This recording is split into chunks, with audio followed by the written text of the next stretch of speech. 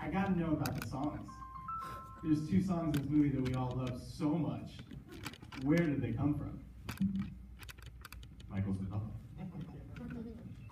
I hate those songs. Hate those songs. Peter Hyams, our wonderful producer and a mentor of mine for years, had a relationship with Michael Cimbello, who was kind enough to do those songs for us. And I'm glad that you like them. Is that like a disconnect when certain things resonate so much and you're sitting there going, Well, that's a great question, because as a filmmaker, and maybe for these guys too as actors, that happens quite a bit. I love that thing you did with it, and you're like, that was the worst thing ever. But it's great when the stuff that you want to work works, and there's enough in this movie for me that's the case. So what for all 3 of you guys, what still works about this when you see it? What still kind of fills you with joy?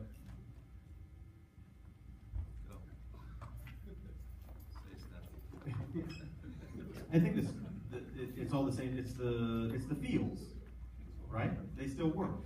It feels good. We all connected with what it was.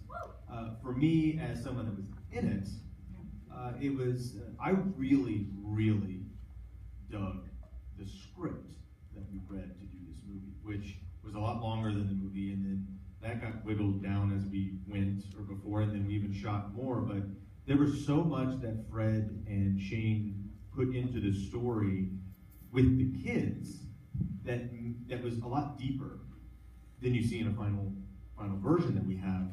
And those are the stuff that I really liked. And some of them are there, some of them aren't. he likes the stuff that's not. No, yeah.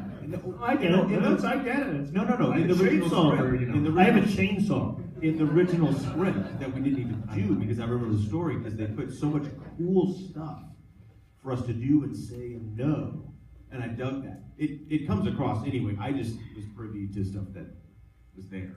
That's one of those inside things. So I think that's it for that. It's still, look, it's effects and stuff. We had a combination of everything in this movie, like a cool kids adventure movie. We had makeup effects, we had special effects, we had creature effects, we had guys throwing fake stop signs at our faces and with wind machines, and it's incredible.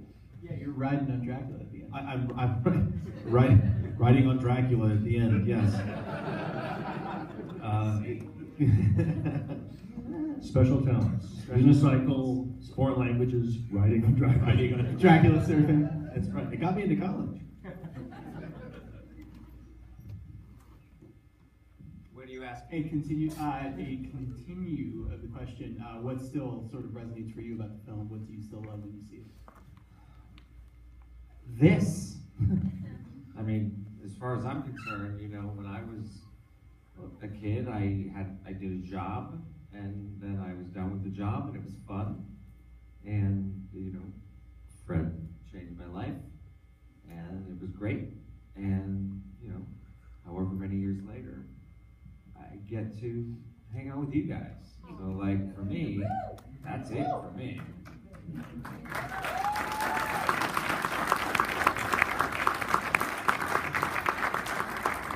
Just to fill in the blanks for what Ryan just said, which I was really touched by. This movie bombed, folks. This movie was a bomb. I went to theaters the night it opened. In fact, we had a limo, didn't we, Andre? And we went out and we went to theaters. And It was like the Pata guys. Pata guys, my friends from college. And we went from theater to theater, and we'd go into a theater, and there were 13 people watching this movie. And then we go to the next one. Hey, 11. There's there's 2 blind guys and a nun and a dog watching the movie. And it was crushing, in all seriousness. It was heartbreaking because we put our hearts and souls into it. And then slowly but surely, thanks to cable, late night TV, and eventually, video and DVD and Blu-ray, and eventually it found its audience. And it's very gratifying.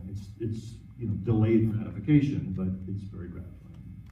Earlier today, we spoke a little bit about one of the big moments in the revival of the Monster Squad came a couple of years ago with Eric Vespy and a lot of the Ain't It Cool folks down in Austin. big reunion. So what have these past years been like? I know you just said gratifying, but now that's like really, you're here, you're at this screening, you're at other screenings. What does that feel like? That's, I mean, super rad is the only really cool thing. Because, Bitchin'? Yeah, bitchin'. Since that first 06 screening that we all got to go do, that kind of launched this last craziness fervor, we get to go do really cool shit like this. And what's super gratifying or amazing, like Ryan was touching on, is this theater is now full with true original and second generation Monster Squad fans. And what's really good, we have people that have driven from a lot of places. And I know the Tabagots drove from Carson City, Nevada for this. Not Wizard World, for this. And they're right here. That's cool. And everybody else that comes here is cool, and how do you not really dig that? So, I mean, that's amazing. Also, just the fact that, you know, before we saw this film being shown in this theater, Fred got the first Bruce Campbell Award for, I mean, like, for a film that just was not recognized, you know, it's in its infancy, and now it's... Goonies is better. Ew! I believe Andre specifically had a fight Joe, about that last just a year. little. Barf! Boom! So, did you guys see his award? Oh my god. I'll show it to you again. Yeah, hold it. Whip it out, dude. I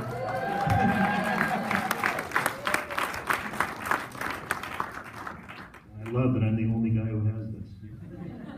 All right, let's get some So questions far. going. Hands up. There's a guy in the middle.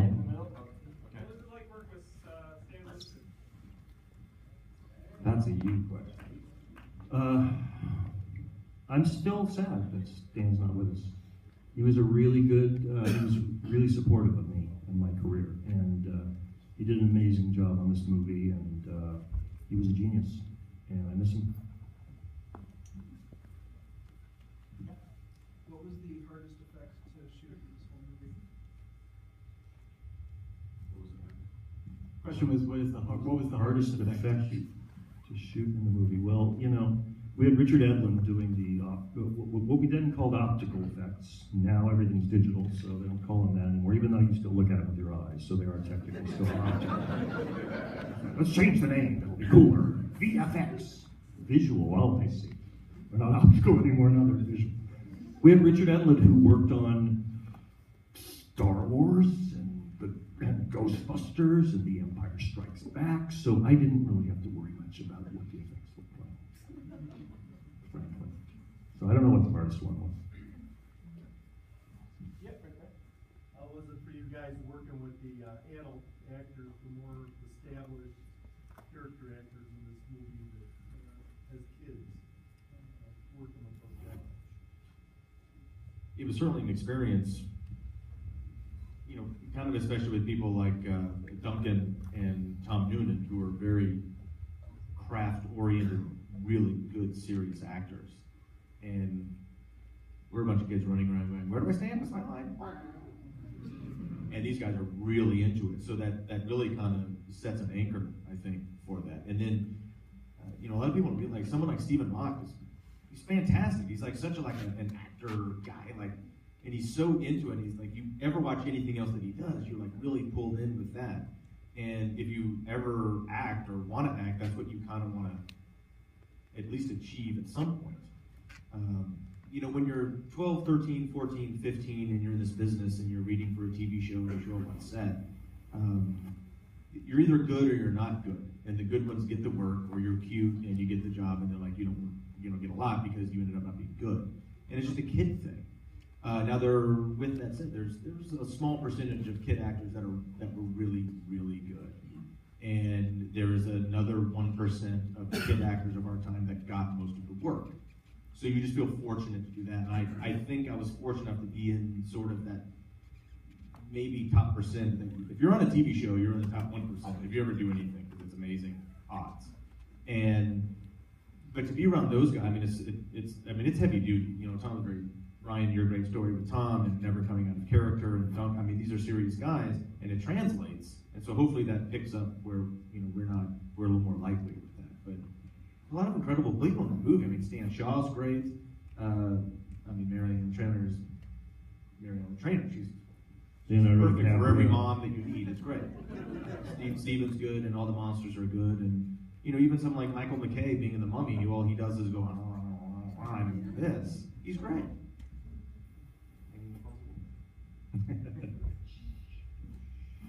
Ryan, do you want to add anything about working with this? I mean, I would just say maybe a little bit of a learning experience.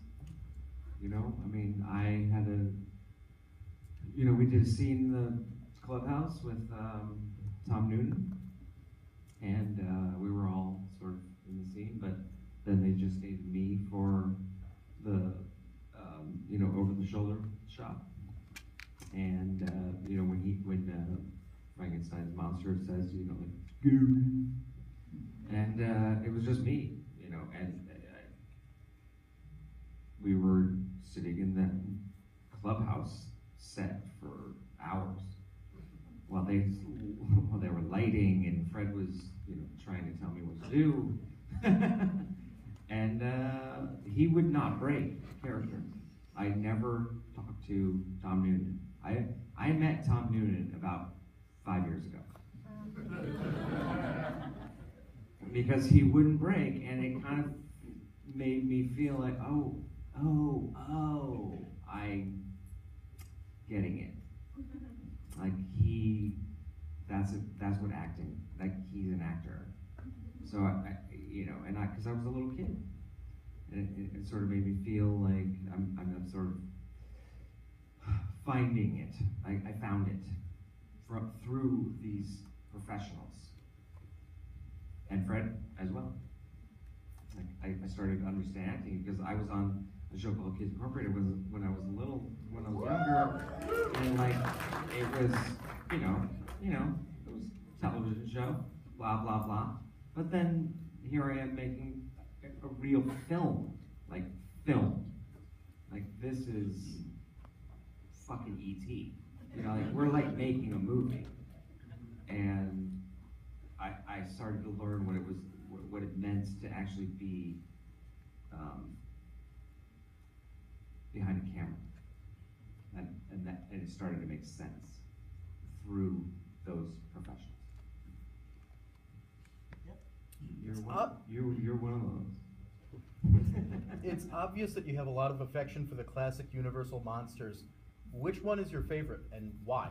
Frankenstein's monster, because he's human, but not really. He wasn't born naturally. He was cobbled together from dead people, and he wasn't asked. He didn't ask to be born. Okay, and I find it just really touching that he's sort of fated to live this life that he didn't ask for. And so I never think of him as a monster. I think of him as just this pitiable soul, and I'm being sort of more pretentious and articulate about it than I would have been back in the day, but the truth is that he's kind of the heart of this movie. And none of the monsters are bad guys. Dracula has a disease. He's a vampire. He has a disease. I mean, this particular Dracula happens to be a badass, but Dracula in general is afflicted. The Wolfman is afflicted. The Mummy was a prince in Egypt 2,000 years ago who had a ceremony in which he was wrapped up, and nobody asked him. They're all sort of outcasts. And what I realized not that long ago is that the Squad are also outcasts. They're not the cool kids, except for Rudy, of course. They're kind of nerds.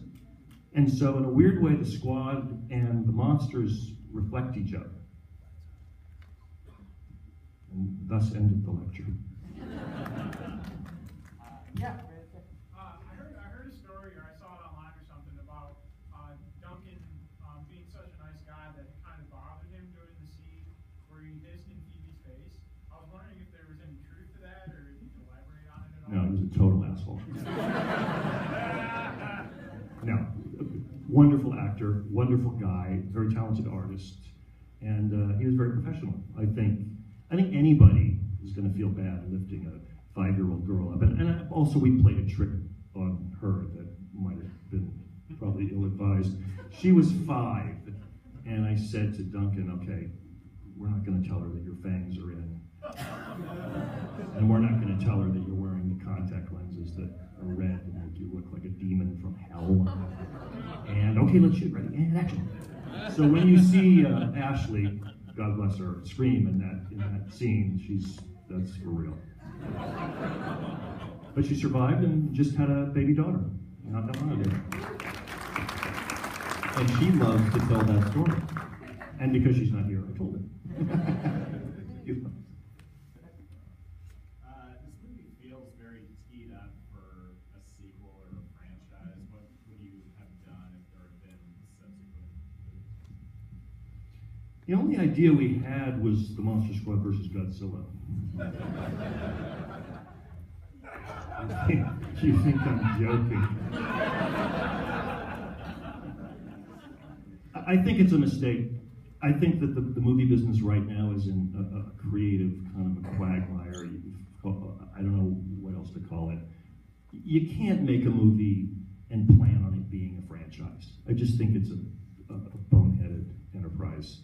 You just want to make the best movie you can, and if people respond to the characters, and if there's more stories to tell, then great. But you'll see a lot of sequels that you go, what? There's no more. I mean, I made a RoboCop movie, and one of the reasons that it failed, it might have been a crappy movie, but one of the reasons it failed is that character story had already been told and was done. There's only so much you can do with a cyborg wandering around Detroit, meting out justice. That character was killed, murdered. He solved his murder as a cop and acknowledged who he used to be. And thematically, that's the end of that story. So that's why there's no more RoboCop movies, because he's a one-shot deal. So you have to understand when that is.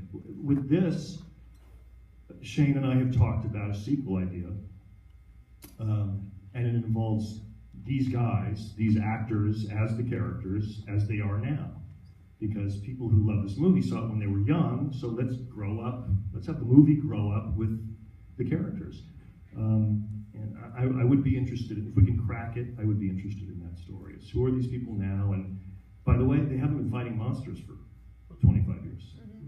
Because there's not a whole lot of monsters out there, at least of the supernatural variety. And I'd love to do an hour of just character work, and then, at the 60-minute mark, the shit hits the fan, and monsters are back. Like, oh, now what are we gonna do? Shit, put down the bottle. Quit your job as an auto mechanic.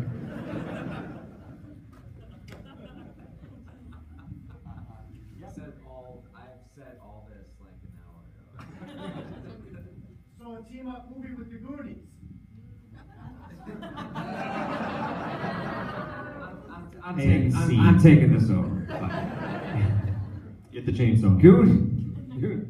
Goonies was about some kids that saved their town from nothing. They found some jewels, and there was an old woman and her children after them. We saved the world from fucking Dracula.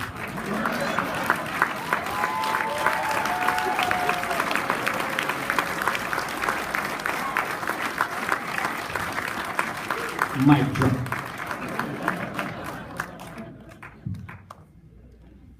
Yeah, I'll let it there.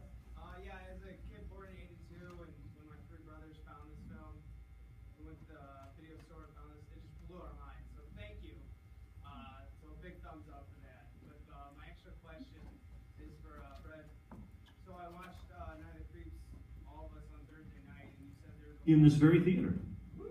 yeah. And you said like there was a lot of scenes in that where you're like, ugh, I can't watch it. I just want to know, like, when you did this, Yep, about a year later. I mean, does this one, when you watch this, does this make you just feel so much better that you learned a lot more from your first film? I think this is a more skillful. How many people here have seen Night of the Creeps? Okay, enough so I can bother answering this question. I just feel like this is a more skillfully made movie. But I think Night of the Creeps is a little more, it's darker and it's a little more character-y. I'm not, I used to be ashamed of them. I'm not ashamed of them anymore. I think there's quality in them. But I think mostly it's just what I learned about the process of making something that flows and moves and has life to it. And, you know, I wasn't so intimidated by the process. So if you look at the two movies, they look different and they feel different. You know, it's all about storytelling. It's all about, as a director, what's the story you're telling, and what tools do you use to tell the story the best way that you can.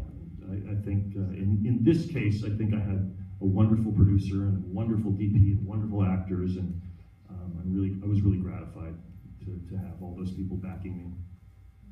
I don't know if that answers your question. Say again? Both of them rock. Oh, thanks, man. Thank you. Yes, oh yeah. First of all, best Gilman ever. I agree with you. I saw the movie at age 7, I guess I was one of the first people in that theater, from what I remember. And I was just happy today to be able to bring my boys in with your age when the movie was made, to actually see the big screen. It was really cool, so thank you. Thank you. Fantastic.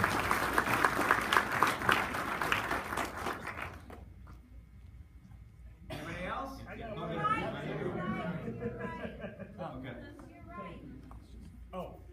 So I grew up reading Fangoria, and I remember reading a letter from one Fred Decker printed in the issue, and he felt that Fangoria treated Monster Squad unfairly. I want to know if you remember writing that letter, and does this vindicate you in some way that it's lived on as long as it has? I think the fact that I wrote a letter to Fangoria says everything right now. I'm married. I have a son. I have a life now. I don't have to write letters to Fangoria. Great magazine, by the way. Yep, there we go. One more right there. With Night of the Creeps and Monster Squad, I know you've given a lot of shout-outs to different characters like Cynthia Cronenberg as the main character, and then with Todd Browning with the plane. The beginning sequence, you did all of the vermin in Dracula. Did you ever question... Including an armadillo, which, Transylvania, trust me, the Carpathian Mountains, no armadillo. Did you ever question why the fuck the armadillo is in it? Because Todd Browning did it in 1931. No. Did you ever question why Todd Browning did it in 1931? Nope. Would you like to know why? Let's wrap it up this way. I'm really pleased that people like the work that I've done, but I make no bones about the fact that I just steal willy-nilly from people that I admire and filmmakers, and if it's good enough for them, it's good enough for me. All right. Thank you guys so much. Before you leave, Andre has a very special request of you. This request, since we did it, if we could get, I think we all know the line. As a group, as a squad, on 3, Wolfman's got numbers. 1, 2, 3. Wolfman's got numbers! Fantastic.